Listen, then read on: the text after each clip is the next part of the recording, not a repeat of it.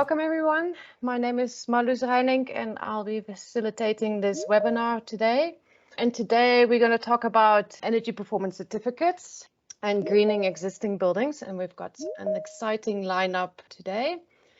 I want to say a very big thank you to our sponsor of this webinar. They are making it possible that we can offer CPD validation for these webinars.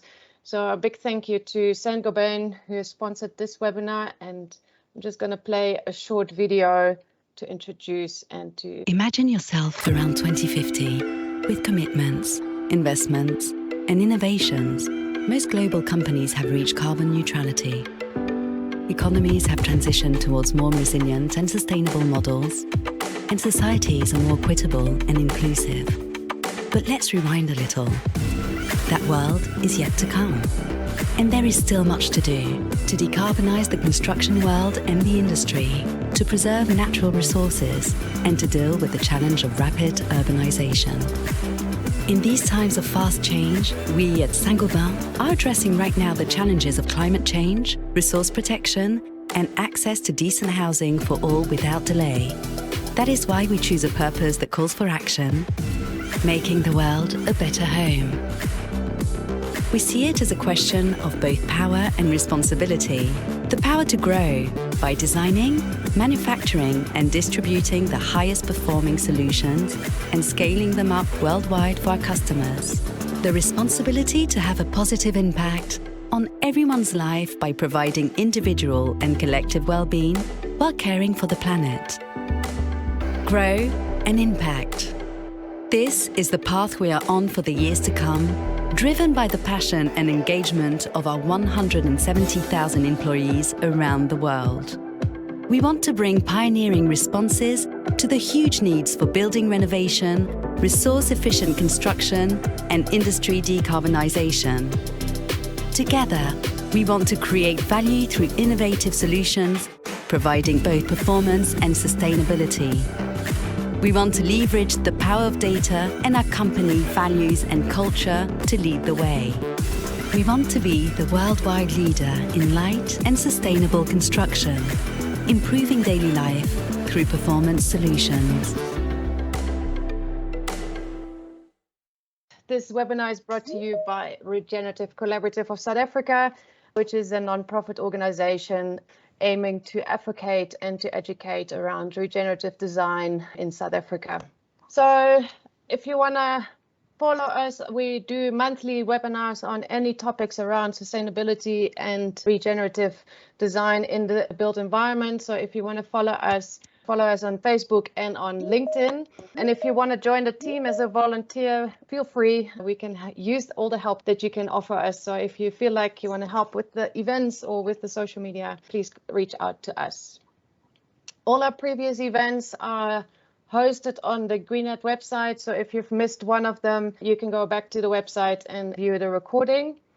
For today, we have 4 speakers. First up will be Sathia, Govender, and Bongane, Msiza, and they will sort of give you an overview of the context of why we're talking existing buildings and EPCs and give you a good background.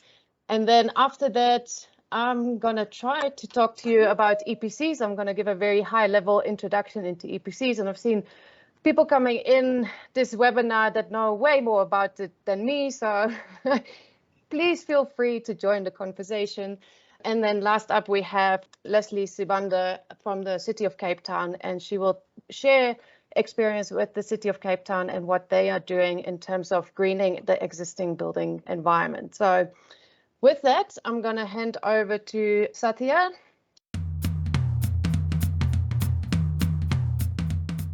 Great, there you go. Thank you, Marloes. Hi, everybody. Trusting everyone's all lovely this afternoon. A great pleasure to be here with you today. Collaborate, engage on this topic. As Marloes indicated, my name is Sathia Govender, and I'm very excited to share the platform with my colleague, our advocacy specialist, Bongane. And I'll hand over to Bongane, and then I'll jump in a little later in the presentation. Good afternoon to everyone. Welcome for joining us into this. I'm going to get straight into my presentation regarding the decarbonization. So I'm looking at the presentation that looks at the COP21, which there was an international climate agreement where global warming was agreed to be reduced to 1.5 degrees to 2 degrees in line with the recommendation by the Intergovernmental Panel on Climate Change.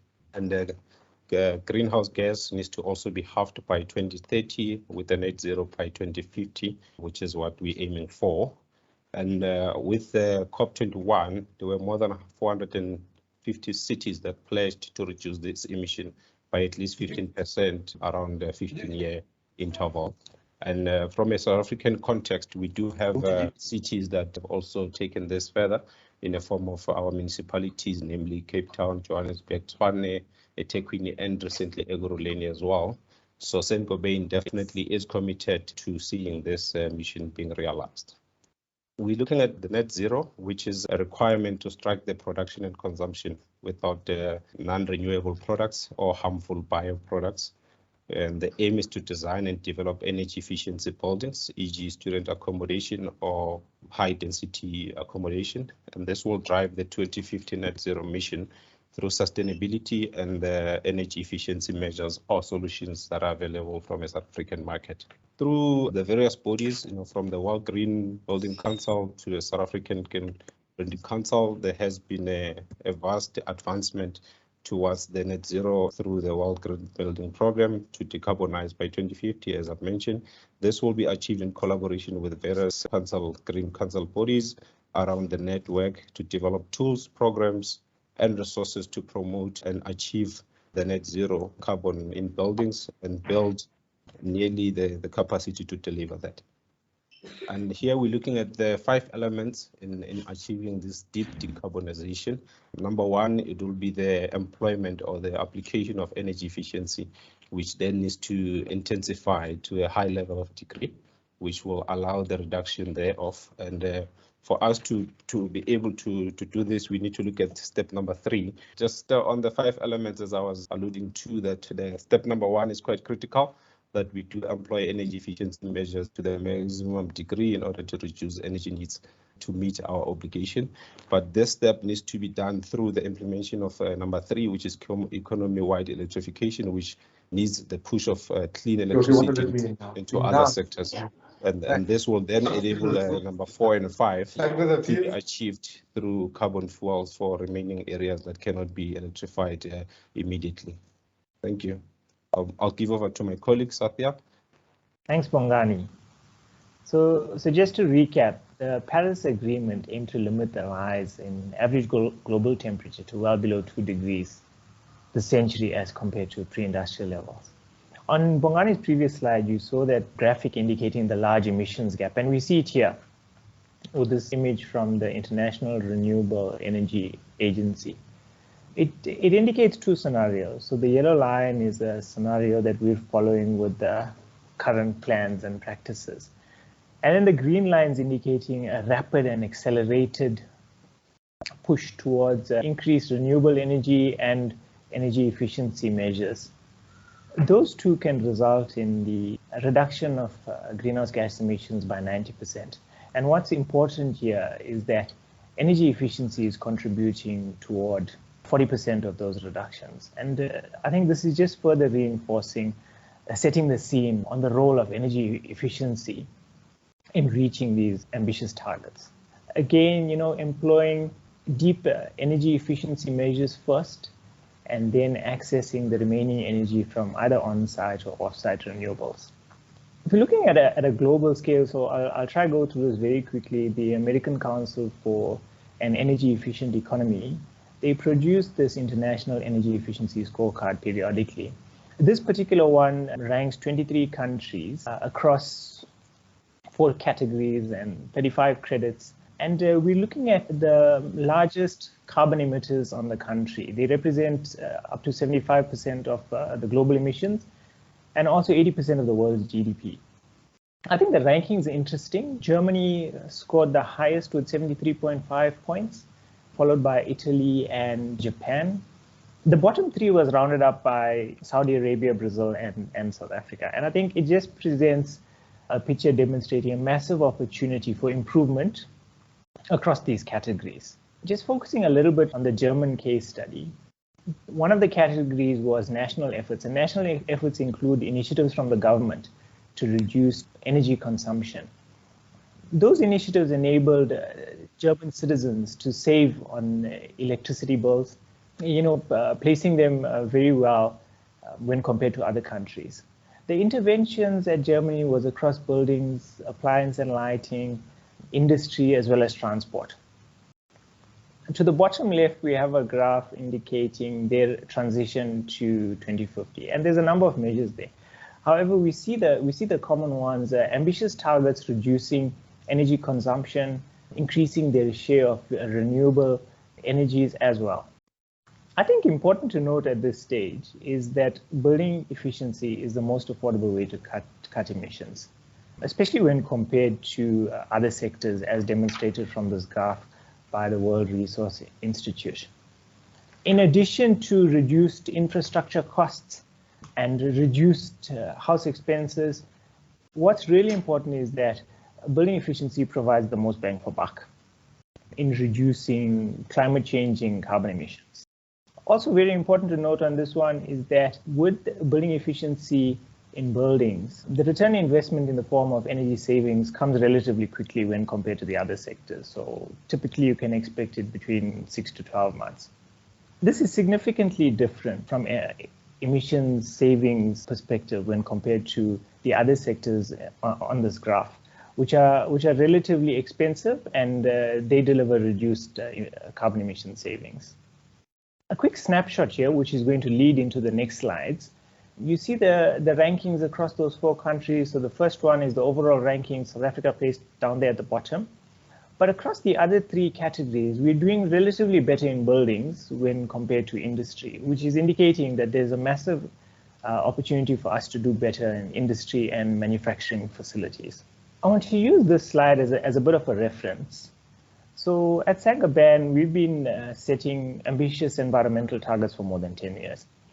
Already in 2010, we had indicated that we're committing to 20% reduced carbon from 2015 to 2025. Those carbon reduction targets are still valid today, and we're well on track on achieving those. In 2019, we had already recorded 14.5% reduction in carbon emissions.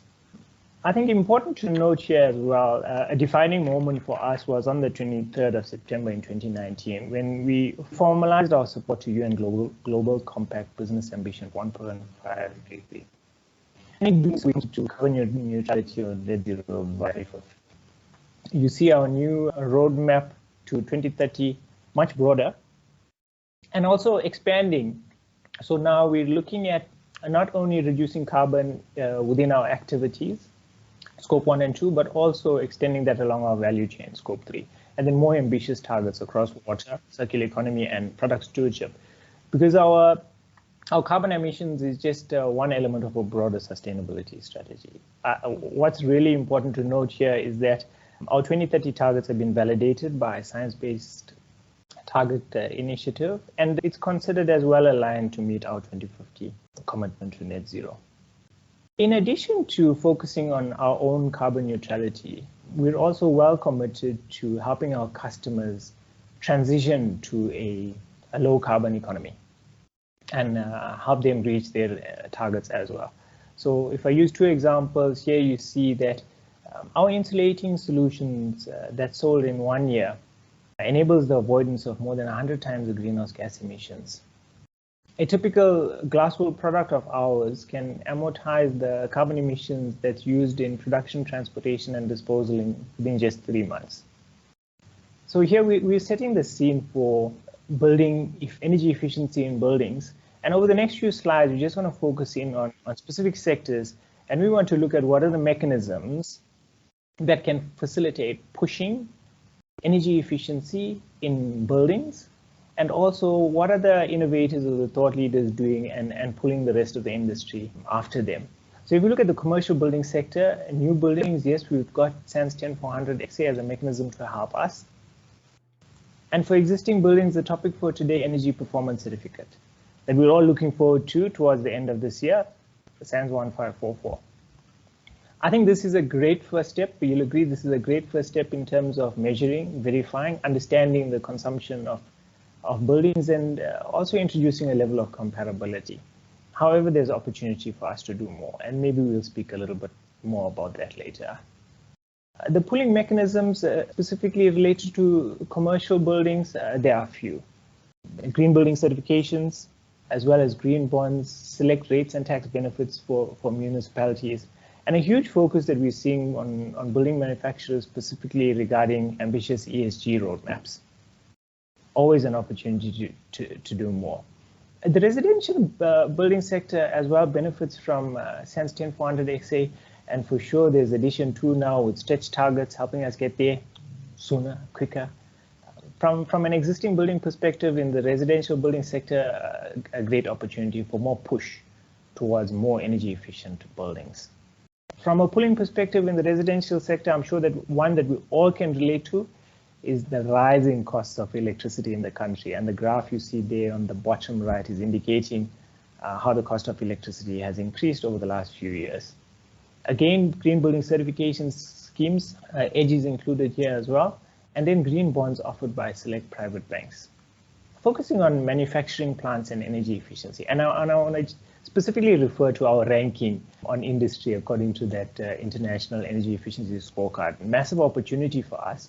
And from a pushing perspective, there's much that can be done.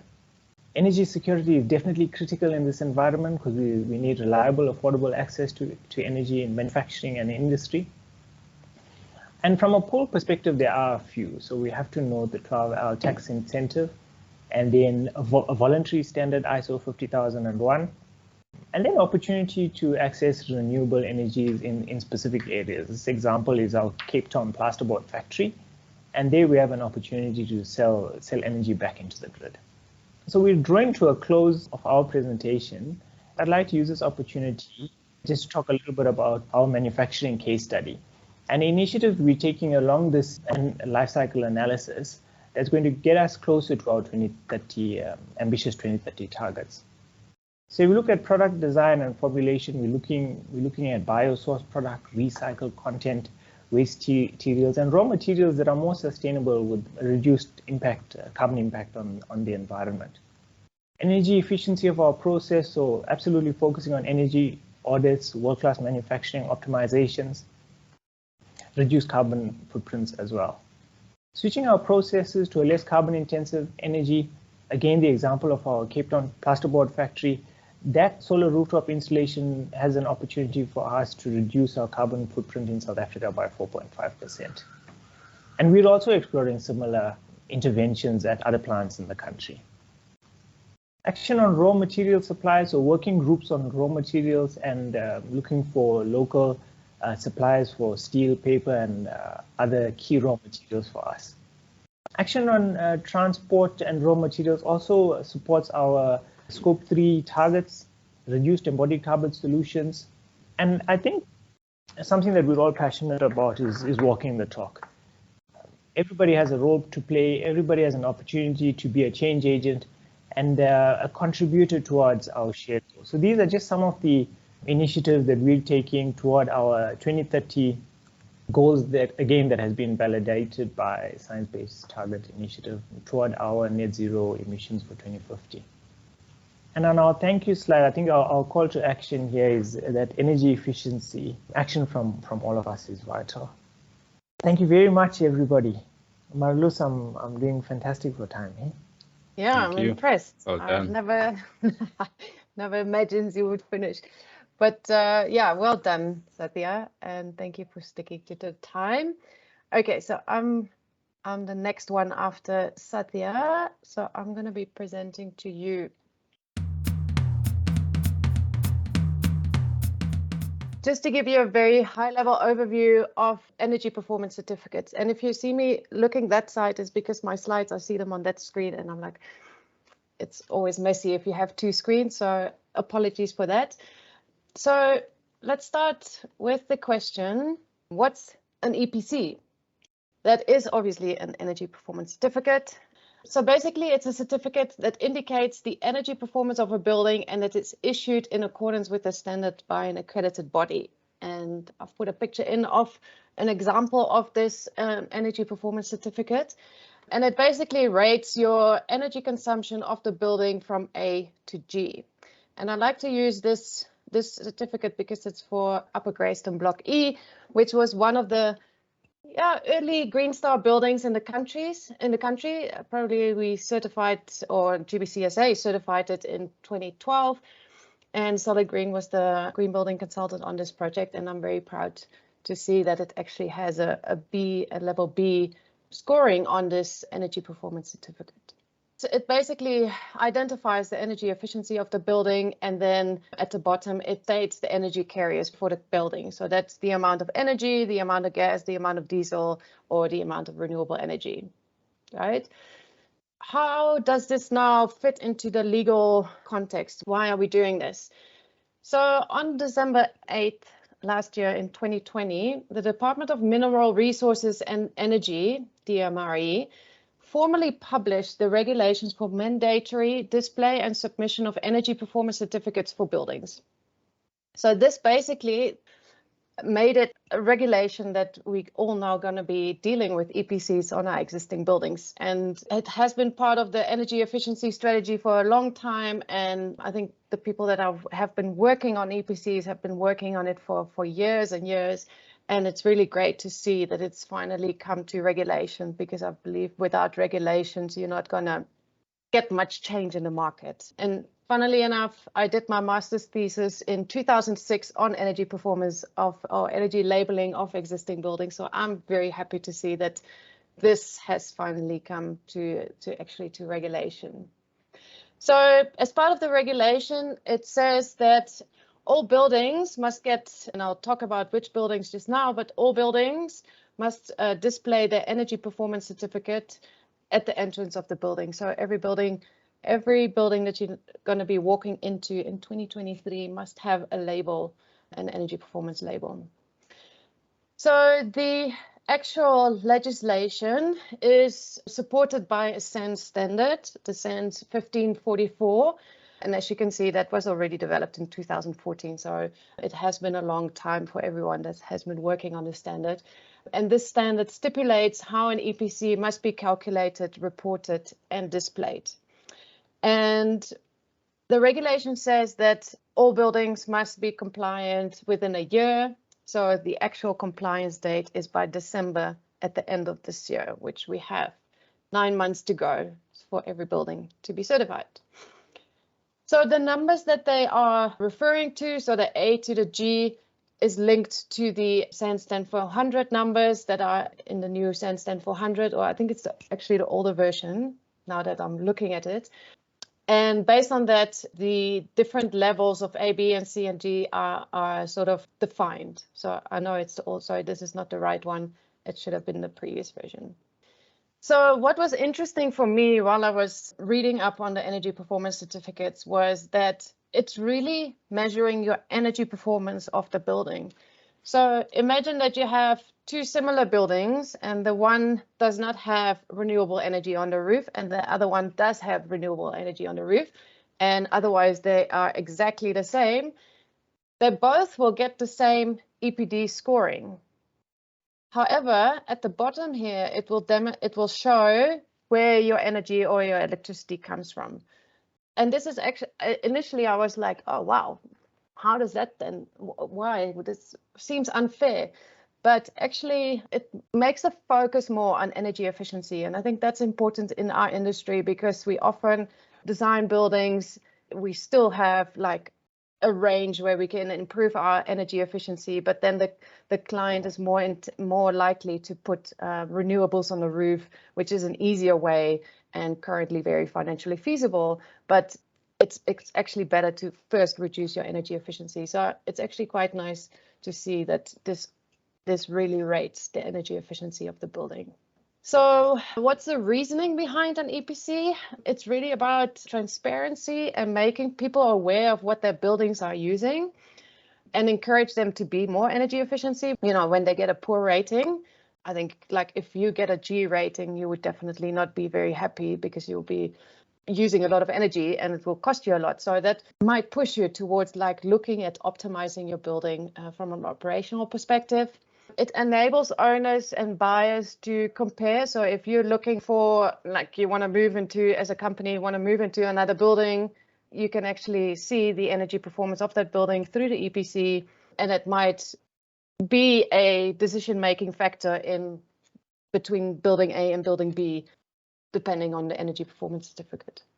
I think it's also a great tool in terms of like the journey to net zero. So the first step to that is actually like, what are we using? Like we don't know. And for a lot of buildings, we don't know that. So I think it's a great transparency tool to start understanding how much energy we're using in buildings, and how, you know, how then if I know how much my building is using, I can make a plan or a roadmap to actually say by 2030, I want to be net zero. How much do I need to reduce? Or actually, how much PV do I need to put on my roof? And also great, like 99% of our building stock is existing buildings, so it's great to focus on new buildings, but I think there's a huge potential on the existing buildings because there's just so many more of them.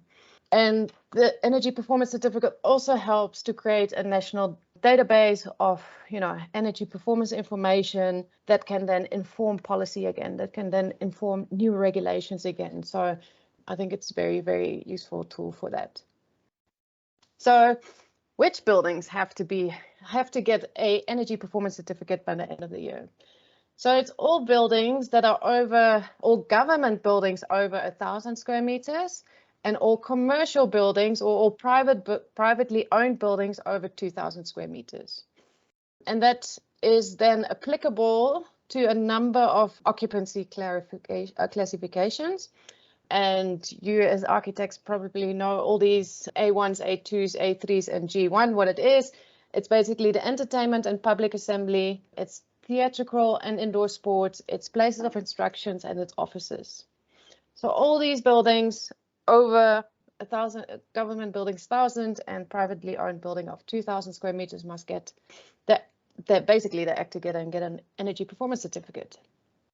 So the building must be in operation for at least 24 months and has not been subject to a major renovation within the last 2 years of occupancy change.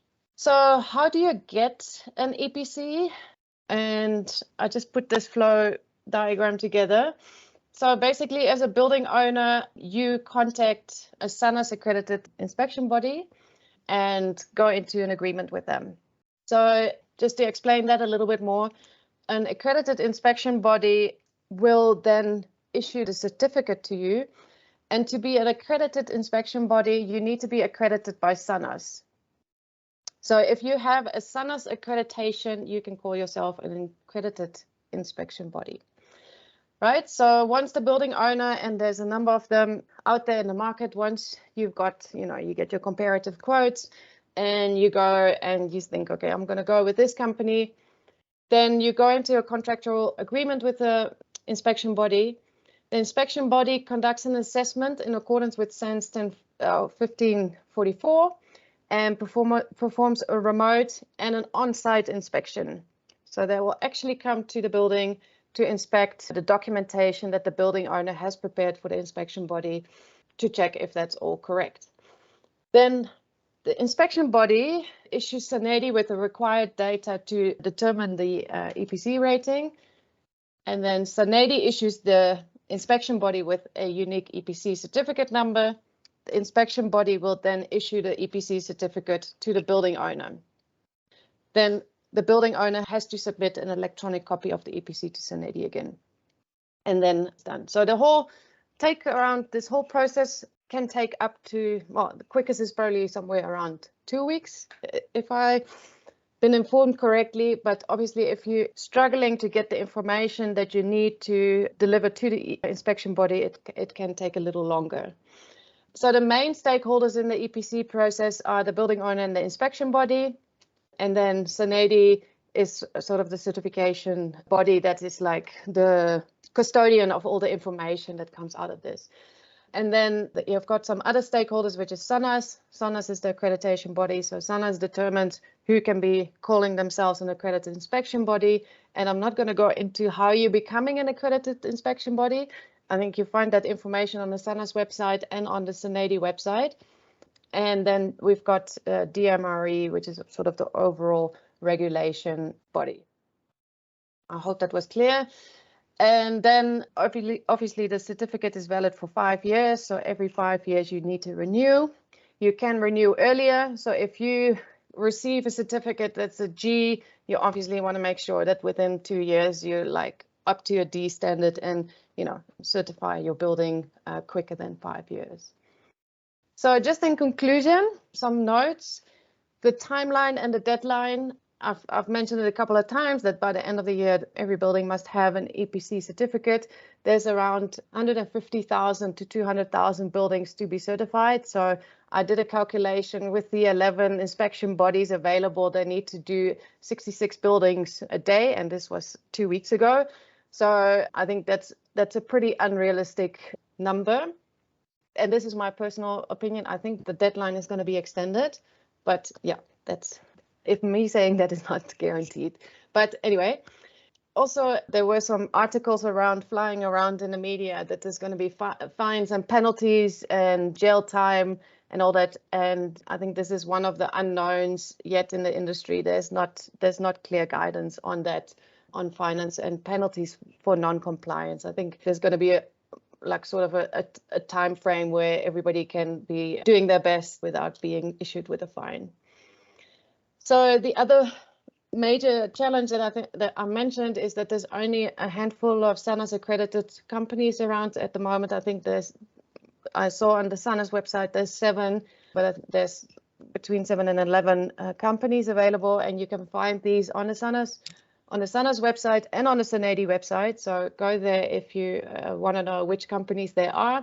But I also know that there's a lot of them currently in the SANAS accreditation process. It's just not a process where you get accredited within a day. It takes a couple of months to get accredited. The cost of an EPC, it's probably also still flying around. I've heard of clients of mine that got quotations for a building, and the quotations ranged quite widely, where one quoted this amount and the other one quoted 3 times the amount.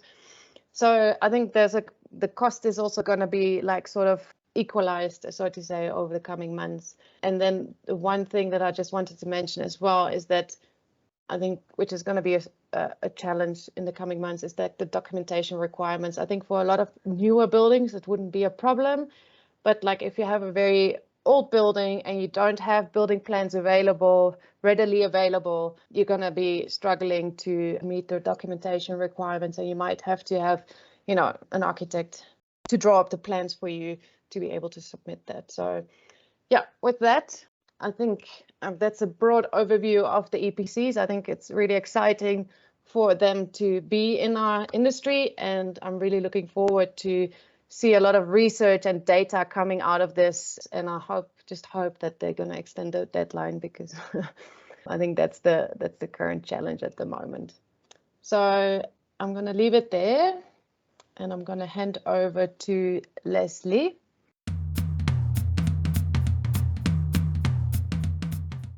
Thank you, Marloes.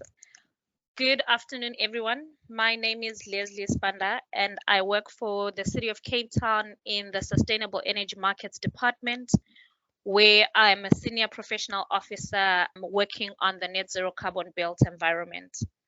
So today I'm going to share some of the work that we're doing to develop and implement net zero carbon strategies, action plans, and targets to increase resource efficiency in the built environment.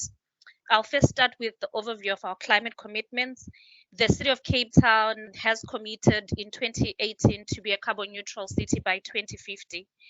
Our recent climate change strategy, which was approved in May 2021, states that our vision is to become a climate resilient, resource efficient, and carbon neutral city that enables inclusive economic development and healthy, thriving communities and ecosystems. So instead of going really into what the climate commitments means, I thought it would be nicer for me to play a clip that gives you an overview of our commitments and how we intend to achieve these commitments. Cape Town understands the need for urgent climate action. In 2018, we became the first major city to avert the consequences of an unprecedented drought by together reducing our water usage drastically. We've also learned that reducing our carbon footprint and limiting global warming will help us build a stronger, smarter, more inclusive and resilient city for all Cape Townians. In recognizing the urgency of taking climate action, the city joined a global coalition of many other cities committed to achieving carbon neutrality by 2050 and building resilience to climate impacts. Becoming carbon neutral means we must completely clean up the activities, fuels, materials and waste products that cause emissions, while making sure we meet our essential human needs and grow the green economy. Big ambitions and big changes mean working together, supporting one another. So let's act to make it happen, every individual, organization, and business. Our new climate change strategy sets out our vision and goals for a stronger Cape Town.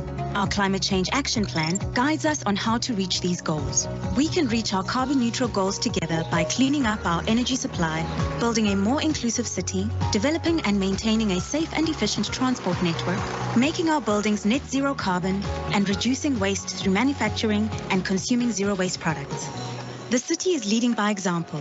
By reducing our own emissions, we have already made significant savings in our own operations. Together we can learn more and talk more, and as consumers we have the power to ask for change.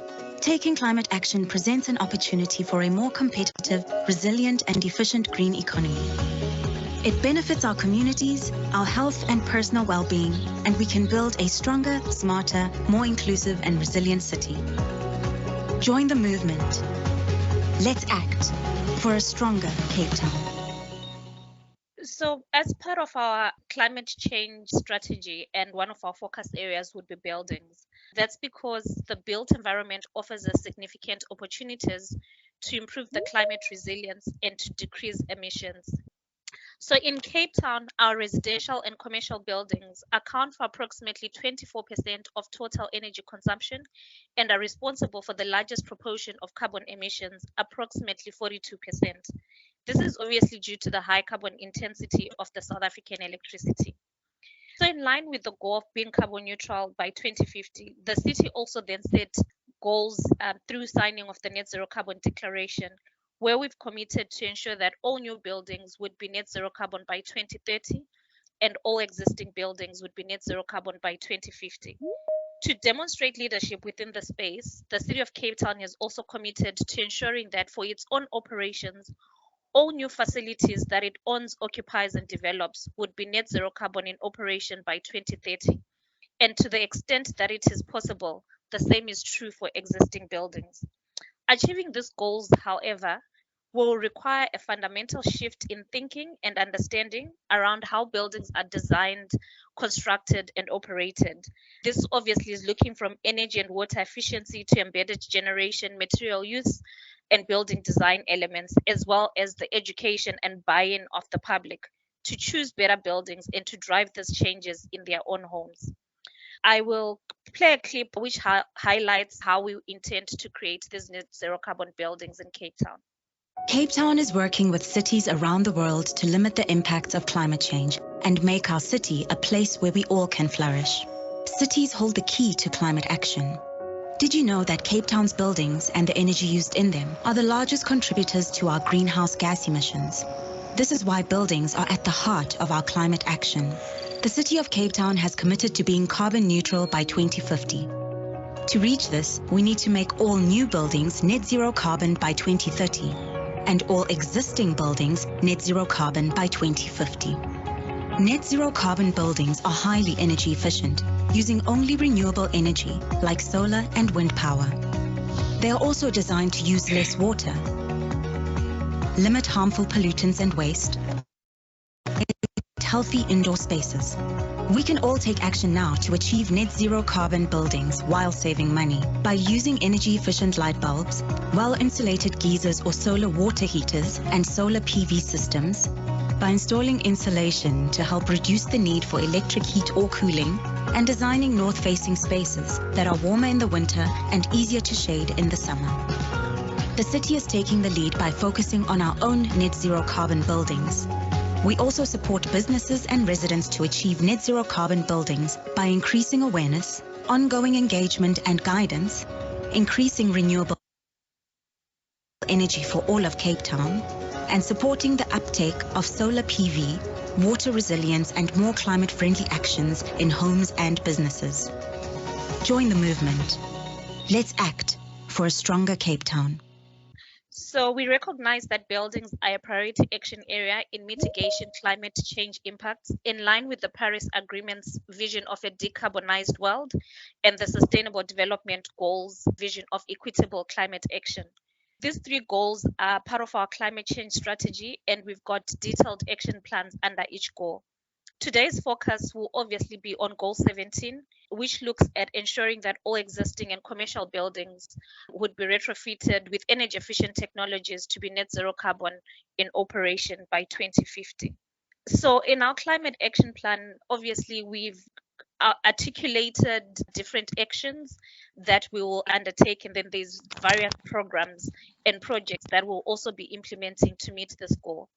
Firstly, we've looked at the development of a roadmap, and this roadmap will outline the pathways, targets, strategies, and interventions to improve building performance for existing buildings, and outlines the key actions and milestones to achieve this goal. Secondly, we'll also be looking at actions that are aimed at encouraging the faster uptake or application to energy efficiency and renewable energy property upgrades. And we're looking at various mechanisms that looks at financing, incentives, rewards, and regulations. Then our other focus is on providing supporting data, information, training, and education measures to promote net zero carbon buildings, enable informed consumer choice, and support innovation within the sector. So what is the city doing to create this enabling environment for both commercial and residential property owners to take action? So the first thing that we're doing is obviously on small scale embedded generation, facilitating uptake and streamlining processes. So we know that small scale embedded generation, particularly privately owned rooftop solar PV, is seen as a key path to achieving the goals of carbon neutrality and of diversifying energy supply. So we are committed to facilitating the uptake of SSEG while ensuring that the systems are safe, legal, and do not threaten the integrity of the electricity grid. To this end, we've introduced SSEG guidelines, and we allow for grid-tied systems with bi-directional metering, and we also have feed-in tariffs. We focused on streamlining of the registration processes and creating easy-to-use information and guidelines. On the wheeling front, we are working to ensure we facilitate wheeling. We've recently have an approved and published wheeling tariff. We're working on implementing the wheeling billing, and we're currently running a pilot project to test wheeling within the city. For the residential sector, we are looking at the smart home disclosure. This smart home disclosure is a voluntary assessment tool which provides information to home buyers and tenants about a building's performance with respect to water, energy, and waste. It's more like the energy performance certificates that Marloes was talking about. And what the smart home disclosure essentially does empowers prospective buyers and tenants to make informed decisions about their purchase. The sellers and property owners are required to provide true information of how their building performs at the point of marketing. And the first step is just to disclose what's in their property. The next stage will be looking at them disclosing energy and water consumption through the use of utility bills as a next step. We also focused on providing information to increase uptake of renewable energy and energy efficiency initiatives. And one such way that we're doing this is with the Building Center exhibit that's at Northgate. For those that are not familiar with Cape Town, this is a permanent exhibition venue for environmentally friendly building materials and services. So our stall there is targeted at homeowners, designers, architects, and built environment industry professionals. And we showcasing measures that can be implemented in both new and existing buildings that contribute to achieving net zero carbon buildings in operation. Another way that we working at providing information is through the My Clean Green Home exhibit. This is Cape Town's first net zero carbon model home. We had a competition where we got students and professionals within the build sector to actually design, and this was the winning design by Tim Mahali. We felt it was critical to demonstrate that net zero carbon homes are feasible and accessible to all. And so this is one demonstration house that we have. And the intent of it is to educate people on sustainable design principles, technologies, and behaviors that are used to achieve net zero carbon homes. So when we ran this competition, it was right in the middle of COVID and the hard lockdowns. So we also created an online virtual walkthrough, and this has allowed us to reach a broader market. So you can go onto the website and you'll be able to actually go into each of the rooms, see the initiatives that have been implemented within that. We also host the Energy, Water and Waste Forum, which just aims at promoting resource efficiency within the commercial sector. We target mostly large and small property owners, large corporates, managing agents, facility management managers, and sustainability managers. And it's just a platform to share knowledge and support on sustainable business practices and also changes to regulations that might affect. In line with this, we're also developing an energy hub, which will be a customer interface for a broad set of energy related queries, including IPPs, wheeling, energy efficiency, SSEG, and we're hoping to support businesses and citizens in decision making and investment planning with respect to energy. So this is some of what we're doing with the private sector, or to make it easier for private sector to take up these initiatives.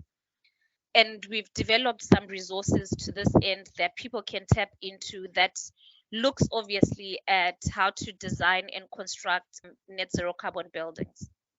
This is some of the guidelines that we've actually developed for people. So I think I noted that the city is committed to ensuring that our own operations are a net zero carbon in operation by 2030. And so there's also now highlight some of the stuff that we're doing in our own facilities. So the first thing that we looked at was our city operations and trying to understand the status quo. And because this would then enable us to decide where we prioritize. So to meet the buildings commitments, we noted we've got about 878 buildings that would need to meet this, of which 120 of them are over 1,000 square meters, so would require EPCs. Municipal buildings account for 22% of the city's own emissions, as evidenced on this graph, which is 25% of municipal electricity usage and 17% of municipal energy use. Buildings are therefore the second largest contributor to greenhouse gas emissions from municipal operations, and it's therefore critical for us to get these buildings right.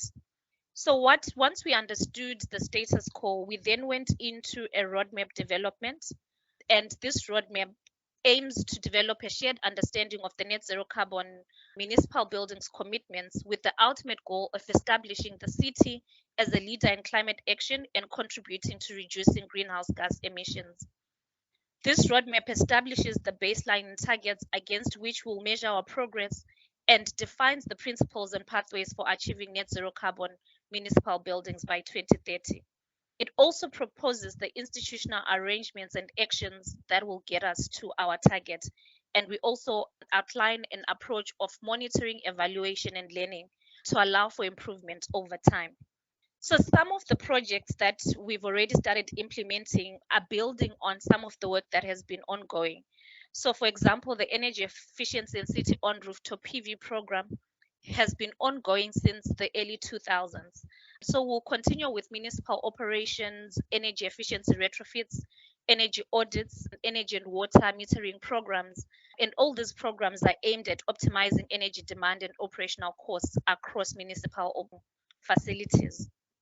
So I think these are some of the key achievements, and you can already see between 2009 and 29, this initiative has saved over 231 gigawatts of electricity, which translates to just over 229,000 tons of carbon dioxide emissions, with a total saving of 300 million. So quite significant savings just from energy efficiency. We're also investigating city-owned renewable energy generation plants to supply electricity to our municipal buildings and therefore offset our demand from Eskom.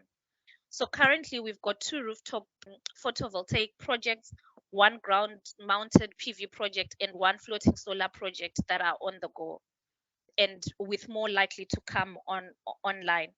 Lastly, we also involved in our energy performance certificate compliance initiative. As mentioned, we've got about 110 buildings that need to comply with the EPC regulations. We did a pilot study last year where we wanted to understand the process, and through that pilot study we managed to get 3 EPCs, and we got 2 grade Bs and 1 grade C.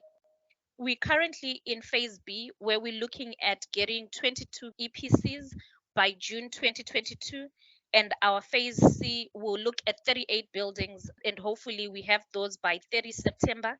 And then phase D would look at 40 buildings, and we hope to have those EPCs by 30 November. So we would be in line with the deadline that has been set.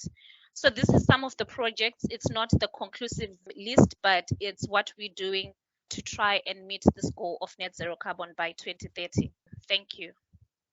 Great, thank you, Lesley. That was very interesting, and I wish we have more cities like Cape Town in South Africa, so we can actually move the mark.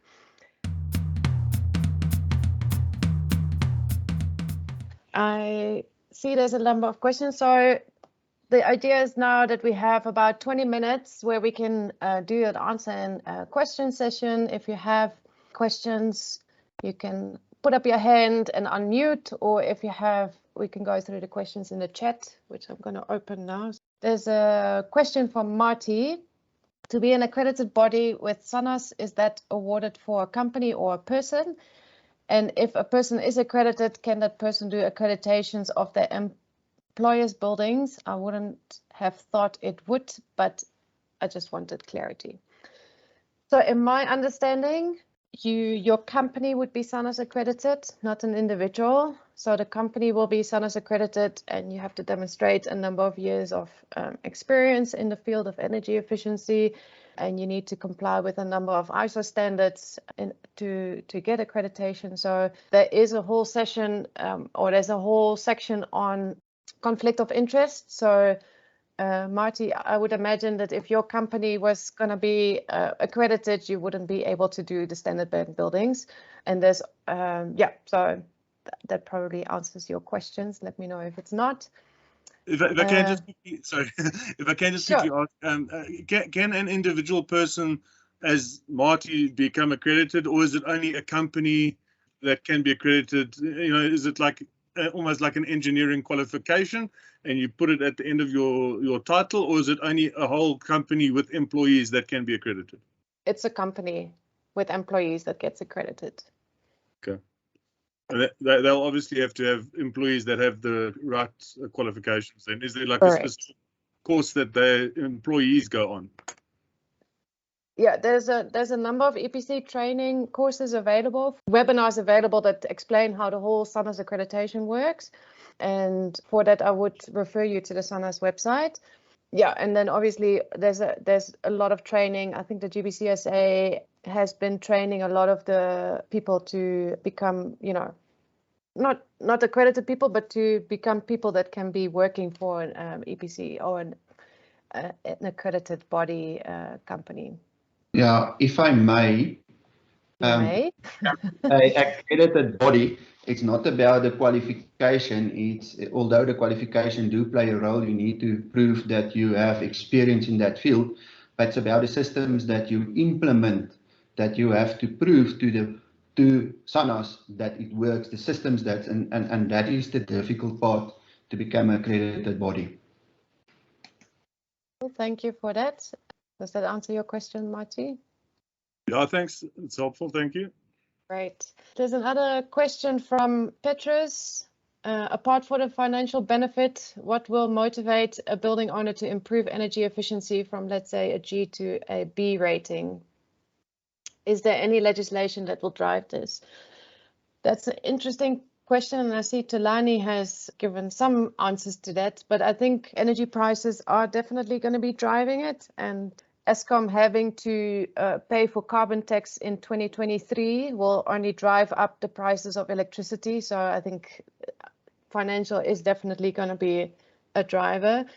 I've seen like little references to penalties for buildings that have an EPC, let's say less than a D, but there's not clear guidance on it as yet. But I think in the future, once we have the whole EPC process under control, and once we, getting all the data from this, I think it will inform policy and regulations going forward, and there might be penalties for people that are not compliant or that like a RIG, so that they then get pushed to become a better rating. But yeah, that's an unknown for now. Okay, there's a question for Lesley. Thank you, and the Cape Town team for the great work done so far, and leading by example by 3 EPCs ready and done, and plans in place to have all buildings certified before the deadline. I guess that was more a comment than a question. But well done to City of Cape Town. Okay, I see there's a hand up. Sorry, there's a lot of people, so I can't see who that is. Oh, it's Matthew. Matthew, you want to ask your question? Sure, I've got 2 questions. First is, I missed the minimum requirement rating on the scale. So what is that minimum requirement? And is it determined by building typology or by other factors? Is it just across the board? There's no minimum requirement currently. Will there be a minimum requirement at some point? I don't know. I don't know if there's anybody in the audience that can answer that question. Because I was under the impression that every building has to be compliant. Does that just mean that you just have to be accredited and measured? You have to get certified. So your building has to get an EPC certification. Am I right in understanding that at some point that will affect your taxes or your carbon tax or something like that? Is that the rollout plan? Because, for example, some buildings, very old buildings from 1900 might do quite well. Buildings like heavily dependent on aircon will not do so well, built in the 50s to the 90s. More modern buildings, I don't know, it depends. But what I'm trying to get at is, if it's just a matter of getting your measurement, what is the goal behind this? I think the measurement is the first step. And then, once every building has an EPC, I think the next step can be taken by government to implement any of the suggestions that you just mentioned. Okay. Because I was wondering, what about heritage buildings, things you can't change, like the Parliament buildings, for example? It's probably a heritage building. You can't suddenly just go and insulate the whole building on the outside or whatever. Correct. So anyway, I think that all needs to be figured out in the years to come. Yeah. Okay, so there's no incentive structures yet to go for Green Star or Edge or any of that. Okay, all right, thank you. Sorry, Marloes, it's Lisa here. Can I jump in? Lisa. Yes, I didn't want to put you on the spot, but please. No, you're allowed to. I don't mind. Okay, so the idea is, Matthew, just to be clear, there is no sort of minimum requirement. At the moment, it's just to get the EPC. So the idea is to try and get the sort of building energy performance register to a certain point where we've got more data. And then what's the sort of the discussions with the DPWI were and DOE was then to look at, say, government buildings and say, okay, your EPC is valid for 5 years. We want to make a, depending where we are now, because the problem is we don't know where the buildings are at the moment. Once that's understood, it's to say, okay, what is the path forward? And in that sort of 5-year validity, there will be targets set out to achieve it. On the other side of the coin, it was also felt that perhaps market forces, if you rent out your building and you have tenants, is that then that awareness of what the energy use is would then also come into play about your sort of incentive to get your building to be better. But there's no pass or fail. It's just do or do not, but do not at your peril type thing. And that's where we are at the moment. Great, thanks, Lisa. Tulani, your hand is up. Thanks, Marloes. Yeah, Lisa has covered some of it, well, most of it, the first part in response to the other comment. And what you've seen in other countries also, like in Australia with the NABERS rating, now when you're selling a building, you say the rating is X, and then people are also making decisions, or the market is making decisions, and the value of your properties is determined by that. It's those push-pull factors that Sathia touched on. A question to Lesley as well, Marloes, is with a commendation also to them for the amazing work that they've done so far as a city. Is the city of Cape Town also influencing the uptake of going this route like they are? Are they just leading by example? And are they also incentivizing private building owners to do the same thing, to go through the process of getting an EPC and all the rest of it? How is that working? Are they only looking inwards just at themselves and their portfolio? Or they're also doing some work in getting the private sector on board too? Any comment on that work? Thanks, Marloes. Thanks, Tilani, for the question. So at the moment, we are not providing any incentives for the private sector to do the EPCs. Our energies have been focused in just getting the 100 buildings that we have to get through the EPCs. That being said, we are looking at how we incentivize the private sector, especially in the existing buildings, to improve energy efficiency in their buildings. But that's still currently under development, so we don't have an incentive policy as of yet, but we're looking at what would be the incentives that we can offer the private sector to improve energy efficiency and to also look at renewable energy uptake within that sector. So I hope that answers you, but we provide through the platforms that we have, we do knowledge sharing, and through that we just try and encourage the private sector to improve their operations, and then also we've been doing like presentations on the EPCs and sharing our learnings through the journey in hopes that it can also help them get their EPCs by the deadline. Thanks, Lesley. There's an interesting question from Melissa. Are there any opportunities available for sustainability consultants to assist with the EPC process, having done the EPC training? So I think what is quite interesting of the EPC process is that, there's the certificate, which is issued by the inspection body, but then there's obviously a new opportunity there for assisting the companies to improve their certification. And I definitely think there's a role for sustainability consultants or energy efficiency consultants to assist clients in that journey towards a better EPC rating. So yes, I definitely think there is an opportunity for that going forward. Lesley, there's another question for you. When will the City of Cape Town make wheeling of renewable energy possible for businesses? The current process is taking very long. Is there light at the end of the tunnel? Yeah, so I'm happy to say that there is light at the end of the tunnel. In the next month, we're going to be commencing the pilot project. So the call for participants to be part of that wheeling pilot project should be out next month, and then we'll start the implementing phase around July 2022.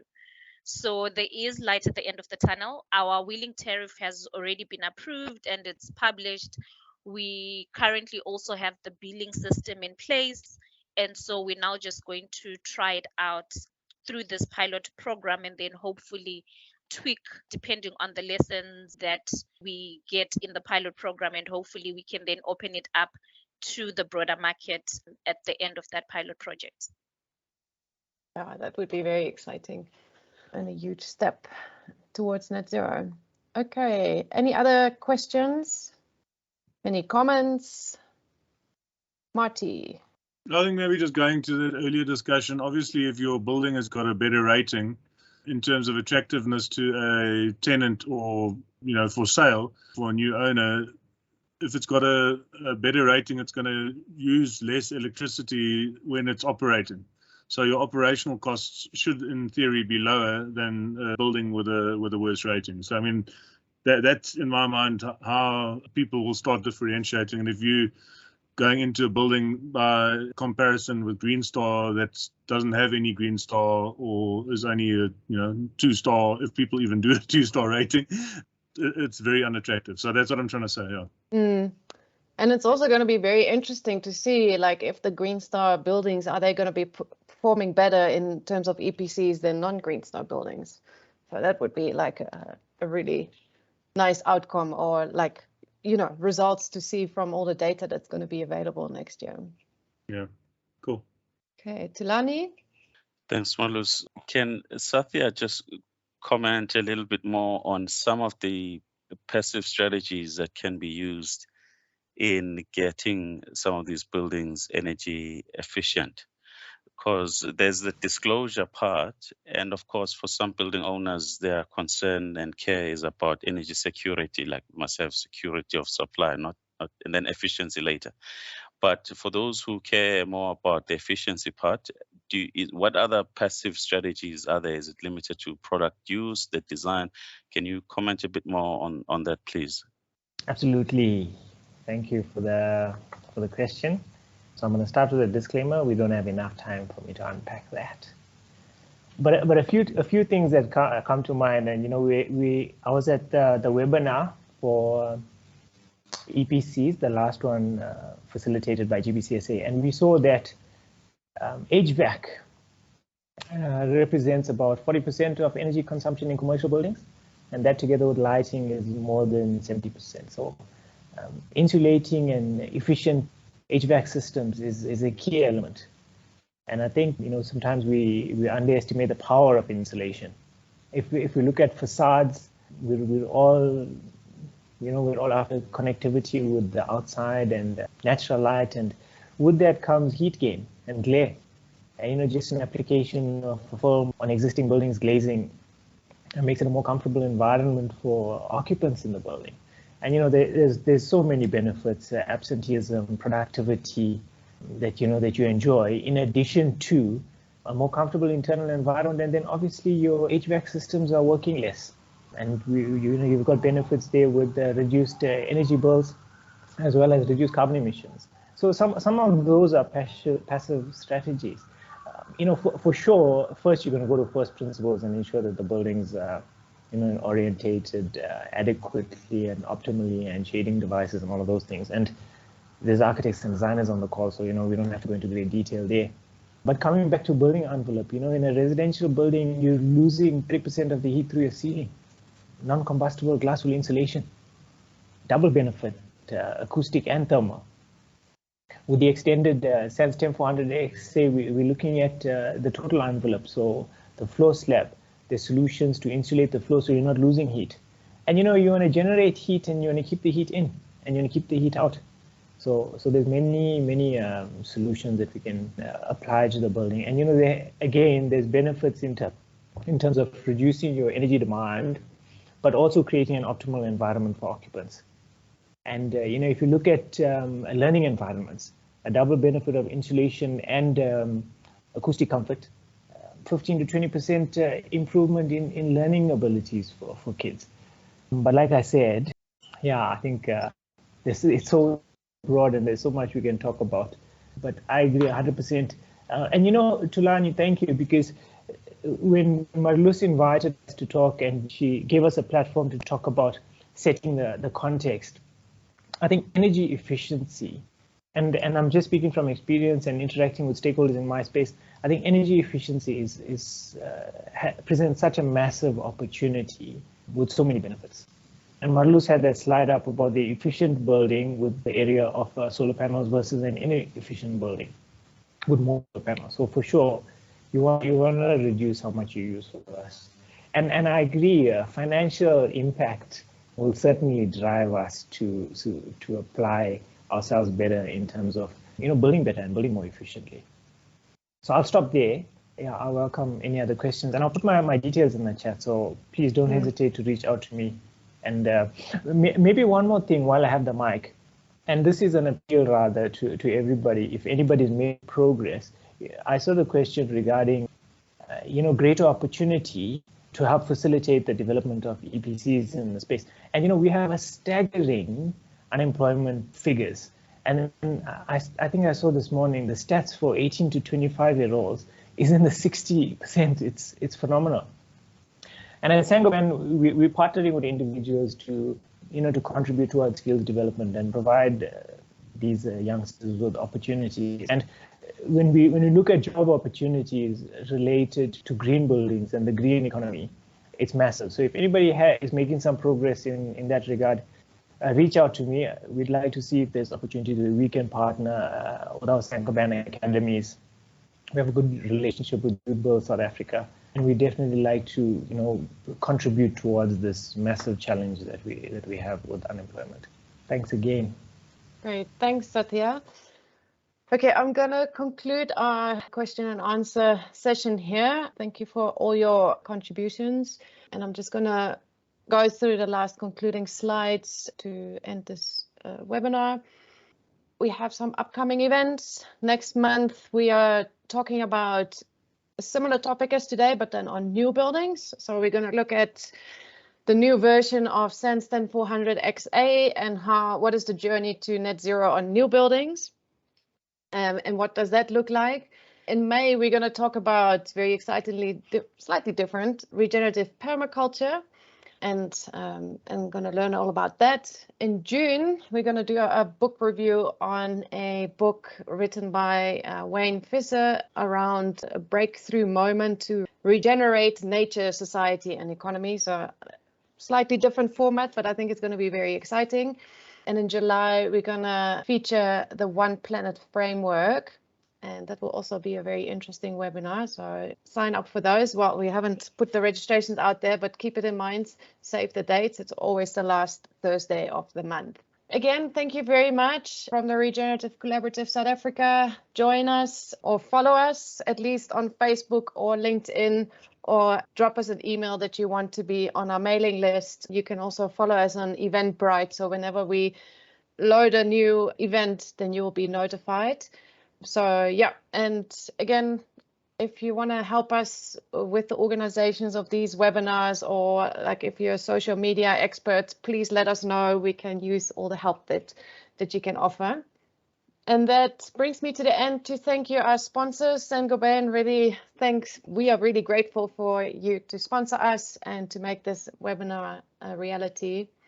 And thank you very much to our speakers, Sathia, Bongane, and Lesley. Really appreciate and well done on the presentations. I think it was really, really great. And then lastly, thank you to my Regenerative Collaborative team. And thank you for all the inputs and the hours that you've put into the events and all the other activities that we're doing. And with that, I'm going to thank you for attending. To our attendees, really appreciate. I saw quite a number of names that have been on previous events, so I really appreciate the following. And yeah, and really enjoy your evening, and see you in the next webinar. Thank you. Thanks, Marloes. Thanks, everybody. Thanks, everyone. Thanks, Marloes. Thanks. Bye. Thanks, everybody. cheers. Bye.